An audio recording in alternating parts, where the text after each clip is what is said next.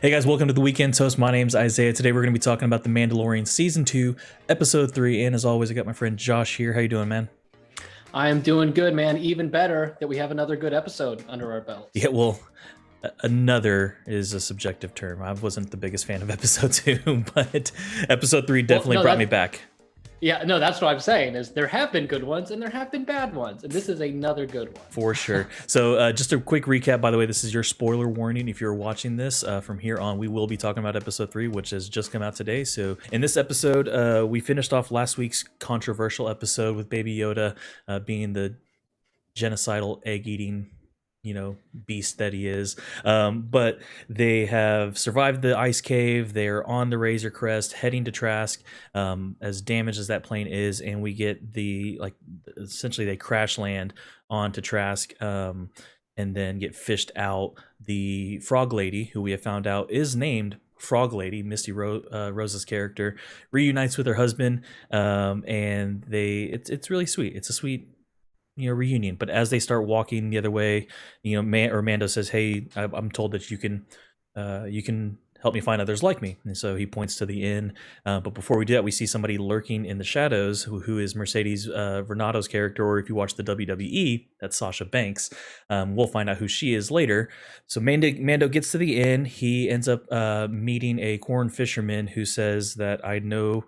I can get you to some other Mandalorians by boat, but it's going to cost you. So Mando and Baby Yoda are on the fishing vessel, and then they get they get pushed into the water. They're trying to kidnap them because they want all the Beskar armor that's on them. But just in the nick of time, Mando and Baby Yoda are saved by three Mandalorians that swoop in, and one of them is Bo-Katan, and she's not alone. There's Casca Reeves, who is the Sasha Banks' character, and then Axe Woves, who was the guy, the third one there. And they take off their mask, and Mando's freaked out. But then we find out a big thing here is that Mando is actually a child of the Watch. They leave, they blow up the ship, and he gets back into town, and there he's cornered again. The Mandalorians come, save him again. They go in and they chat it up. Mando tells them about his task to get Baby Yoda to the Jedi. She has the answer to that, but it's not going to come without a little bit of help. Yes, so they go to rip off a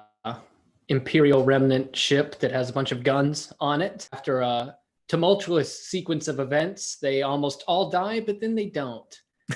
But we do get a little we get a little Giancarlo Esposito action in there as Moff Gideon on a little hologram telling the guy who plays the man in black in Lost, if you know who that is. Mm-hmm. I think he's had bigger roles. Yeah. But basically, hey, you should just dive bomb this, kill everybody on board. You're already overtaken. But the Mandalorians steal all the stuff. Katie Sackhoff's character, Bo-Katan, who I'm assuming Isaiah will tell me who that is in a little bit, and someone named Ahsoka Tano, and I do know who that is. So she says, hey, you sure you don't want to come with us? And then he says, nope, I'm good. This is the way. I got to get Baby Yoda to the Jedi. And so he is sent off on the mission. He flies back down to a humorously repaired Razor Crest. So yeah, they are limping their way over to the city of Caladon on the forest planet of Corvus to find Ahsoka Tano. So what was your take on the episode? Did you enjoy it? We both said that we've enjoyed it, but what about the episode did you like, dislike? What were your thoughts? I like this episode, and particularly I think this is a not perfect, but just a really solid example of how The Mandalorian does episodic storytelling, which Isaiah, I know you know that I love. But we get hey, Mandalorian's trying to find a place to bring Baby Yoda, but along the way, he's going to have to do other little adventures on the side. So I like the whole, take over the ship thing with the other Mandalorians. I like seeing that our guy is not the way he was brought up as a Mandalorian is not exactly how all Mandalorians view themselves. Mm-hmm. So he's being exposed to the wider world. In fact, I think he's part of a religious cult. I like that diversity. So I thought all of that was solid. What did you think? What were some of the episode or parts of the episode that you liked? So let me see. I definitely like the I mean, the levels of you can start to see some of these people that are important to the bigger lore of it. So like the big reveal at the end, if you know anything about like the Clone Wars or even the Rebels and stuff like that. So Bo-Katan is actually at the end of season 1 where we saw Moff Gideon with the black saber. That's like that's the saber that's like is owned by the person who leads all of Mandalore. And so it was almost assumed that she must have died somehow, and that's how he got it. But she's alive, which was the big thing. And so if you notice when they get into the cockpit, she pins him up against the wall and she's like, "Tell me where he is. Does he have it? Does he have the black saber?" And he says, "Well, if you have to ask me, then you already know that answer." So she's on a quest back for that. The thing is, we know Moff Gideon is looking for who?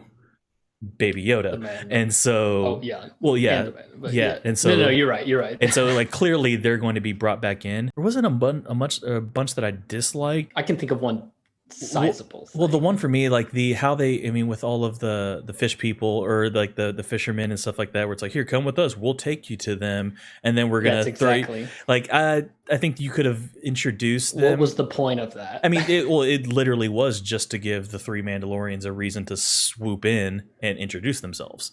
That was literally it. But I would say I like the episode overall because I think the pacing was better than the last episode. We've talked about this before. I'm not the biggest fan. It seems like every show, every season has an episode that's go on an adventure, but doesn't really move the story along except for the first 5 minutes and the last 5 minutes, if that. And so I hope episode 2 was that, because if not, I am worried about where they might go for the rest of the season. The thing that I would say for me is that I love the increase in action. I feel like this season, the action sequences were really cool. Yeah, no, the action is remarkably well choreographed.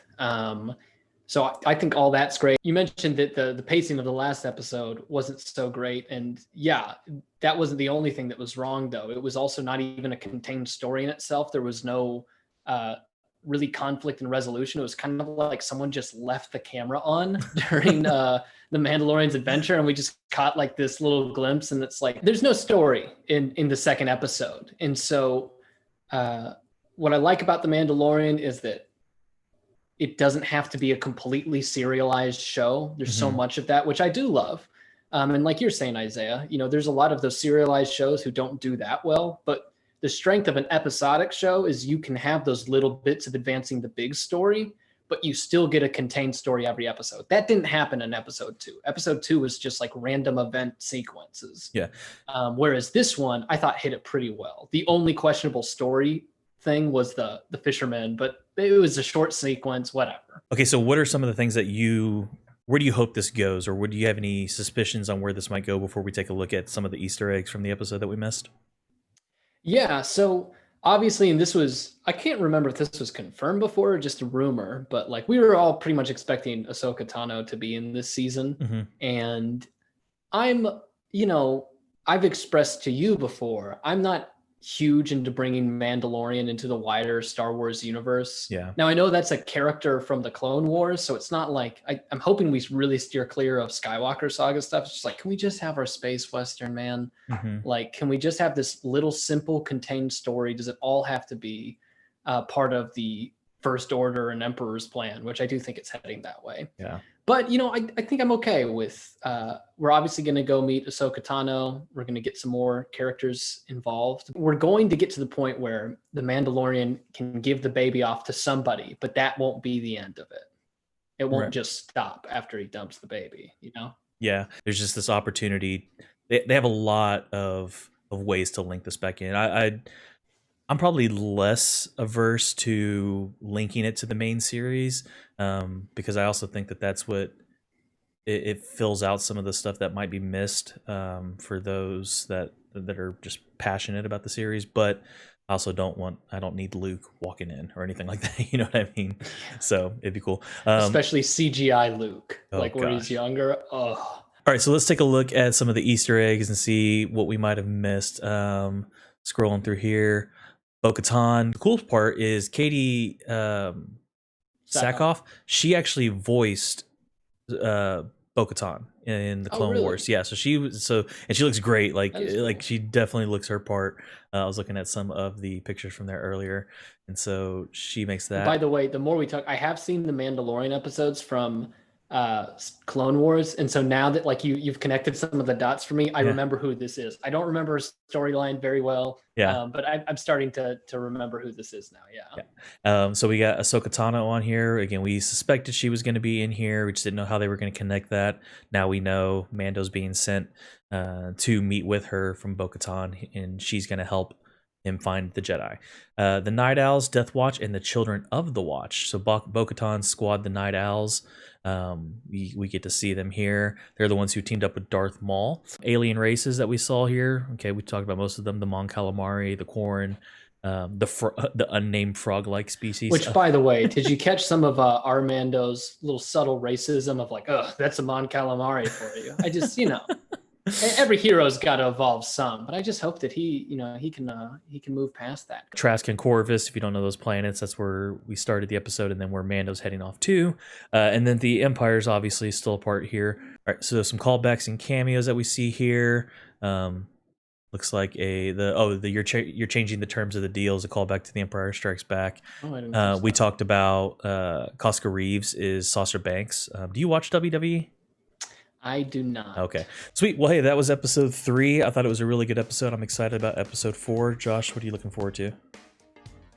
I'm just looking forward to whatever the next little adventure is as we move along the story. I mean, I think that episodes like this show us that even if we get a dud like episode 2, we can turn it right back around the next week. So I'm very encouraged. How about you? Same. I'm looking forward to taking steps forward and not backwards. If you don't already, be sure and follow us here on YouTube. We'll be doing reviews of The Mandalorian all season long, along with other stuff. We have a podcast on Fridays that airs at noon Central Time where we just talk about whatever. Me, Josh, and then 2 of our friends, Ben and Devin, talk about everything from election to sports. And so you should follow us and check us out there. Otherwise, we will see you next week.